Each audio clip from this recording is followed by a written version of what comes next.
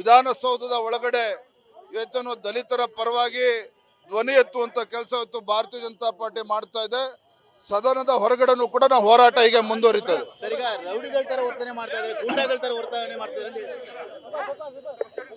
ಗುಂಡಾಗರ್ದಿ ಮಾಡಿಕೊಂಡು ರಾಜಕಾರಣದಲ್ಲಿ ಬೇಳೆ ಬೇಯಿಸ್ಕೊಳ್ತಾ ಇರ್ತಕ್ಕಂಥವ್ರು ಯಾರು ಅಂತೇಳಿ ಎಲ್ರೂ ಕೂಡ ಗೊತ್ತಾಗಿದೆ. ಈಗಾಗಲೇ ನಮ್ಮನ್ನ ಗುಂಡ ಅಂತ ಹೇಳಿರ್ತಕ್ಕಂಥ ಮುಖ್ಯಮಂತ್ರಿಗಳೇ ಮಹಾ ದೊಡ್ಡ ಗುಂಡ. ಇವತ್ತು ನಮ್ಮ ಮೇಲೆ ಈ ರೀತಿ ಪೊಲೀಸರನ್ನ ದುರ್ಬಳಕೆ ಮಾಡಿಕೊಂಡು ನಮ್ಮ ಹೋರಾಟವನ್ನ ಹತ್ತಿಕ್ಕುವಂತ ಕೆಲಸ ಮಾಡ್ತಿದ್ದೀರಿ. ನಾಚಿಕೆ ಆಗ್ಬೇಕೆ ಕಾಂಗ್ರೆಸ್ ಸರ್ಕಾರಕ್ಕೆ.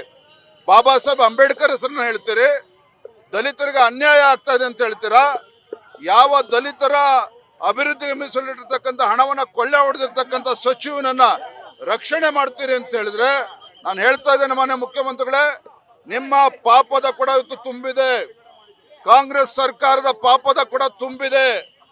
ರಾಜ್ಯದ ಜನರಿಗೆ ಕಿವಿಗೆ ಹೂ ಮುಡಿಸ್ಕೊಂಡು ಇವತ್ತು ರಾಜ್ಯದಲ್ಲಿ ಅಭಿವೃದ್ಧಿ ಮಾಡ್ತೇವೆ ಅಂತೇಳಿ ಕಟ್ಟುಕತೆ ಹೊಡ್ಕೊಂಡು ರಿಯಲ್ ಎಸ್ಟೇಟ್ ದಂಧೆಯಲ್ಲಿ ಇಳಿದಿರ್ತಕ್ಕಂಥ ಮುಖ್ಯಮಂತ್ರಿಗಳು ಇವತ್ತು ಎಚ್ಚರಿಕೆ ಕೊಡ್ತಾನೆ. ನಮ್ಮ ಹೋರಾಟ ಆ ಧ್ವನಿ ಇಲ್ಲದವರ ಧ್ವನಿಯಾಗಿ ನಾವು ಹೋರಾಟವನ್ನು ಏನ್ ಮಾಡ್ತಾ ಇದ್ದೇವೆ. ನ್ಯಾಯ ಸಿಗುವವರೆಗೂ ಕೂಡ ನಮ್ಮ ಹೋರಾಟ ಹೀಗೆ ಮುಂದುವರಿತದೆ. ನ್ಯೂಸ್ ಫಸ್ಟ್ ನಿರ್ಭೀತಿಯಿಂದ ನಿಮ್ಮ ಪರವಾಗಿ.